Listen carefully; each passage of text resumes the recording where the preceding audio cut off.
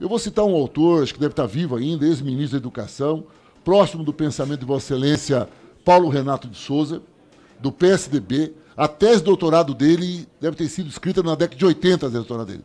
Emprego, salário e pobreza. É simples. Para chegar ao pleno emprego, tem que ter demanda. Só que você tem que fazer a coisa andar. Tem um autor que escreveu um livro em 1936, chamado Keynes, que recomendo a Vossa Excelência a leitura, que poderia, ele era um liberal, sempre defendeu, e diz que em momentos de crise, se o Estado não intervir, você não sai da crise. Não sai da crise. O pessoal da Federal do Rio já não concordou, nós da USP concordamos. Então, aqui são as nossas brigas de escolas aqui das teses. Mas é que é importante colocar, briga de universidade, já percebeu. Mas é importante colocar que você precisa ter uma política que motive o consumo.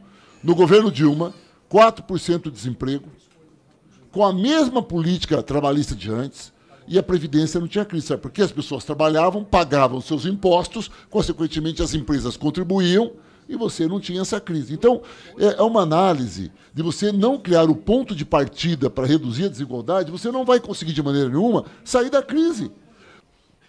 Presidente, é evidente que essa é uma casa de debates e que efetivamente a gente tem que discutir as políticas públicas e que o debate tem que ser extenso, né? Agora, o debate tem que ser sobre efetivamente o objeto correto, a matéria correta. E debater a política de salário mínimo não significa debater aumento de salário para o trabalhador. Significa acreditar que o deputado, por meio de uma canetada, consegue aumentar a produtividade, consegue gerar riqueza, ou consegue produzir alguma coisa e fazer com que essa suposta produção etérea, imaginária aqui do parlamento de riqueza, seja transferida para o trabalhador. O debate tem que existir, mas o debate tem que ser sobre a produtividade. Como a gente faz para que, no nosso cenário brasileiro, a gente melhore o ambiente de negócio para ter investimento nacional, para ter investimento internacional, para aumentar a nossa produtividade, porque não adianta só incentivar o consumo, ficar dando crédito para as pessoas, querendo curar ressaca com mais bebida, sendo que quanto mais, e isso até me assusta ter sido citado o governo Dilma como um exemplo de política de emprego e como um político de previdência, porque já no governo Dilma existia déficit previdenciário, já no governo Dilma houve a crise do desemprego e já no governo Dilma os próprios petistas recorreram ao liberal Joaquim Levy para consertar a casa, um liberal de verdade, né? Não como Keynes, que me assusta nesta casa, Keynes ser chamado de liberal, ainda mais em nome da USP, né? Desculpa, eu tenho completo respeito pelo parlamentar, mas o parlamentar não fala em nome da instituição Universidade de São Paulo, que possui diversos professores, inclusive o professor Hélio Zilberstein, que é um dos principais teóricos de um debate que esse parlamento teve na legislatura passada, que foi Deputado, o da capitalização. Eu sou eleito, eu falo o que eu quero. Não, se você fala o que você quer, mas não em nome de quem você quiser. Eu não disse. Falou em nome da USP. Vossa Excelência, respeite-me. Quando eu me refiro ao nome do deputado que estava...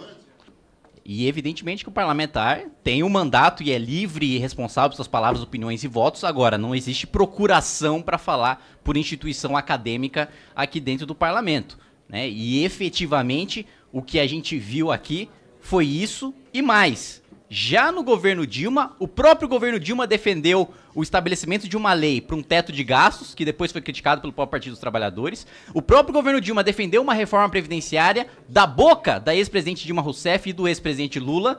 E depois, quando a batata quente saiu do colo deles, quando eles saíram do governo, na oposição partiram para a irresponsabilidade para falar que não tem déficit, para corroborar narrativas mentirosas e terraplanismos contábeis, para falar que a gente não precisa fazer reforma nenhuma. Mas fato é que para aumentar emprego, a gente precisa incentivar e estimular, através do ambiente de negócios, a iniciativa privada. Não é aqui no parlamento que a gente vai gerar riqueza e na canetada aumentar salário de pessoas. A última vez que a gente tentou fazer isso aqui, a gente se encontrou no mesmo estágio de inflação de 10% e o desemprego recorde durante o governo Dilma. Então, eu gostaria, inclusive, assim como o deputado Mauro Benevides se propôs a participar da comissão, que aqueles que têm uma compreensão diferente venham também. Deputado, é bom que o senhor participe. Não gosto também daqueles que vêm aqui dar lição ou atribuir aos outros ideias que não têm ou palavras que não disseram. Como deve ser isso, como deve ser aquilo. Muita sabedoria em pouco tempo. Muita sabedoria. Todos nós aqui temos muito que aprender. E eu mesmo tenho aprendido muito na convivência de pouco tempo com os colegas aqui. Então, a arrogância não é boa companheira. Não, só para dizer que, dada a adequação da comissão para se debater o salário mínimo em si, não política de valorização, como foi bem colocado e sugerido aqui pelo deputado Paulo Ganimi, também me coloco à disposição para participar. E também quero colocar aqui tanto o deputado Enio como o deputado Rui Falcão, que respeito ambos. Que o deputado Rui Falcão, que por gentileza evitasse fazer indiretas, que quando falasse de um parlamentar, falasse diretamente, falasse com correção, falasse com coragem. Meu posicionamento de maneira nenhuma é arrogante, ponho minhas posições com convicção, ponho minhas convicções de maneira incisiva, mas tenho plena consciência de que são minhas convicções e não pretendo de nenhuma maneira fazer com que haja uma imposição delas no debate.